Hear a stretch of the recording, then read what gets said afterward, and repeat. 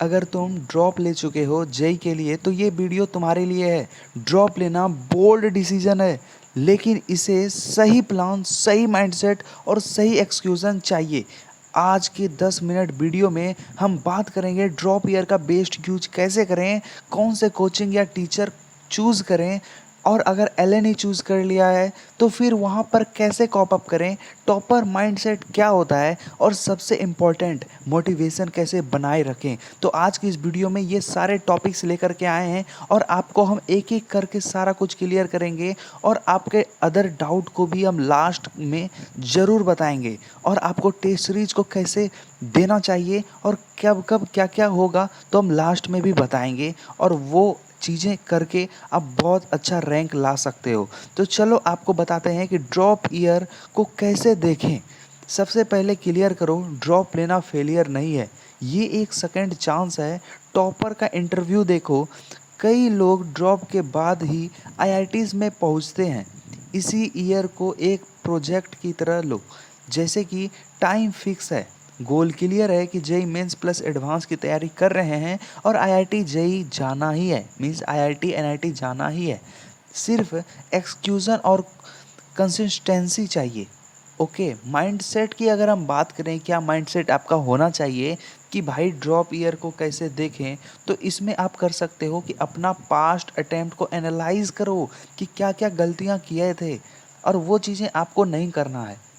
आप इस चीज़ को मानो नहीं मानो, मगर ये चीज़ आपको आने वाले अगले साल भी आपको यही चीज़ रुलाएगी। गिल्ट मत लो, बस लर्न करो, क्योंकि हमेशा सीखना ही आपके नोट्स में भरता है और साथ ही आपके दिमाग में भी जाता है। अगर आप सिर्फ और सिर्फ पढ़ाई में लगे रहोगे दिन भर, तो आपको सिर्फ पढ़ाई ही पढ़ाई दिखना शुरू हो जाएगा और समझ में भी आने लगेगा। वहीं बात करें, डेली रूटीन फिक्स करो बिना किसी डाउट के कि हमको ये करना है, वो करना है, और ये चीज़ ज़रूरी है और वो चीज़ ज़रूरी नहीं है। तो जो ज़रूरी है उसको तो करना ही है, जो ज़रूरी नहीं है उसको साइड कर दो, और कुछ कुछ चीज़ों को इग्नोर करना भी सीखो। पढ़ाई सारी चीज़ों को छोड़ करके, पढ़ाई तो करना ही है, बिल्कुल। तो पढ़ाई करोगे तभी आईआईटी एनआईटी के अंदर अच्छे सीट्स पा पाओगे, और ज़्यादा मेहनत करना नहीं पड़ता है। एक नॉर्मल एवरेज से भी नीचे का अगर मेहनत कर दिए तो एनआईटी से तो कोई नहीं रोक सकता, बस आपको आईआईटी जाना है। तो चलो अब हम बात करते हैं कोचिंग और सेल्फ स्टडी के बारे में। ड्रॉप ईयर में कन्फ्यूज़न होता है, सेल्फ स्टडी लें या फिर कोचिंग लें। तो देखो, ड्रॉप ईयर एक बहुत बड़ा डिसीजन है कि एक साल अपने जीवन का दे रहे हो। ये कॉलेज में भी दे सकते थे और किसी जगह पर भी दे सकते थे, मगर आपने क्यों ही एक साल ड्रॉप के लिए ही डिसीजन क्यों लिया? क्योंकि शायद आपने कुछ बड़ा सोचा है, और उस बड़े को करने के लिए आपको थोड़ा समय चाहिए। लोग एक साल में भी निकाल देते हैं और 2 साल में भी निकाल देते हैं, मगर आपको थोड़ा सा समय चाहिए ताकि आप भी उसी चीज़ को निकाल पाओ। जो लोग 1 साल, 2 साल, 3 साल में निकालते हैं, आप भी थोड़ा समय लेकर के निकाल कर दिखा दो, खुद को साबित कर दो। तो सेल्फ स्टडी और बताएं कि कोचिंग जाना चाहिए कि नहीं, तो अगर उस पर भी बताएं। तो अगर आपका बस वीक है देन कोचिंग मस्ट, मतलब अगर आपका बेस वीक है, बेस कहने का मतलब है कि बेसिक्स आपका बहुत ज़्यादा वीक है, तो आप कोचिंग को तो ज़रूर ज्वाइन करो और डेली कोचिंग जाना, ठीक है। टॉप कोचिंग फॉर ड्रॉपर की अगर हम बात करें तो एलन कोटा में जो है ना, वो बहुत अच्छा कोचिंग है। एलन एलन में लेना बेस्ट रहेगा। फिटजी है, फिटजी में भी ले सकते हो, विशेष बैच फॉर ड्रॉपर्स। नारायणा भी है, रेजोनेंस भी है, मोशन भी है, और ऑनलाइन में भी अनअकैडमी फिजिक्स वाला लक्ष्य बैच भी है।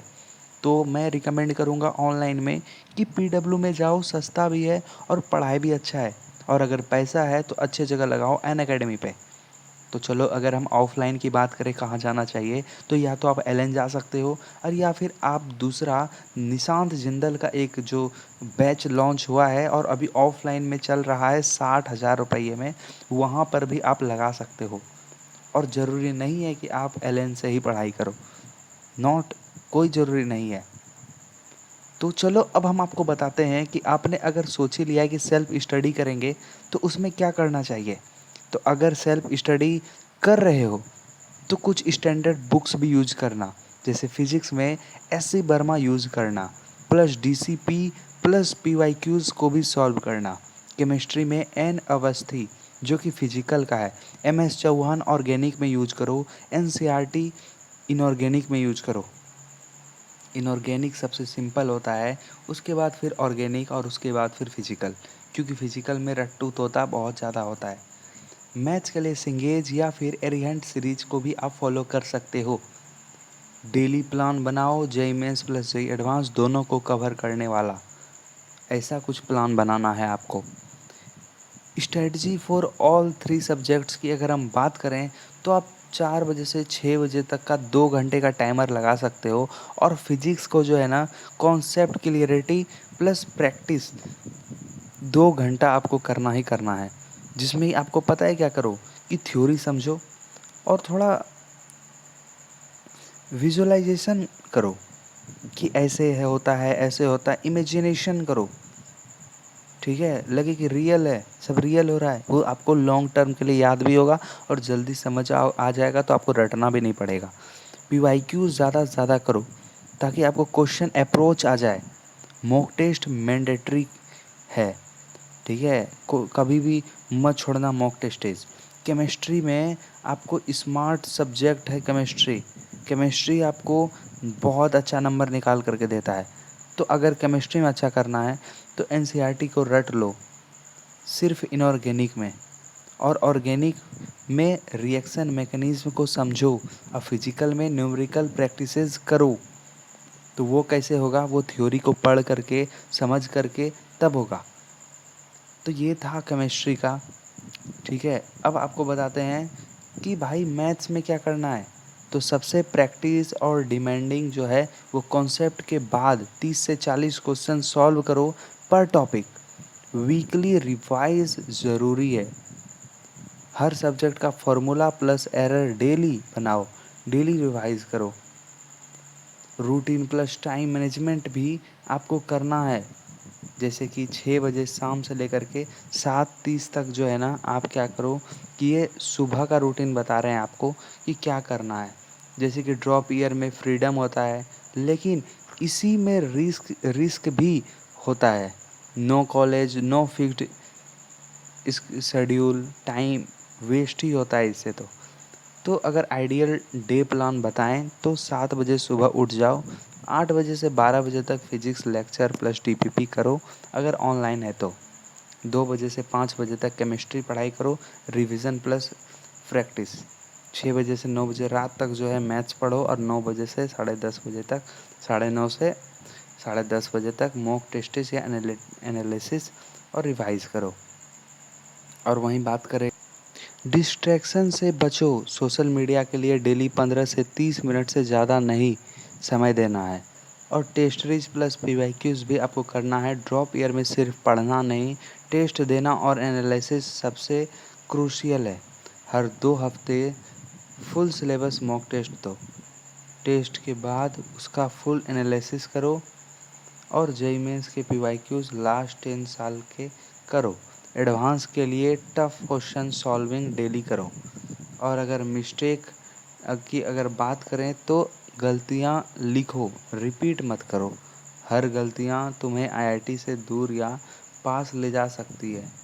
मोटिवेशन और फाइनल वर्ड अगर हम बात करें कि क्या रहेगा, तो आपको बता दें कि ड्रॉप ईयर में सबसे बड़ा एनिमी है सेल्फ डाउट। लेकिन याद रखो, आईआईटी सिर्फ इंटेलिजेंट लोग नहीं जाते, कंसिस्टेंट लोग जाते हैं। तुम्हारा 1 साल पूरा फ्यूचर चेंज कर सकता है।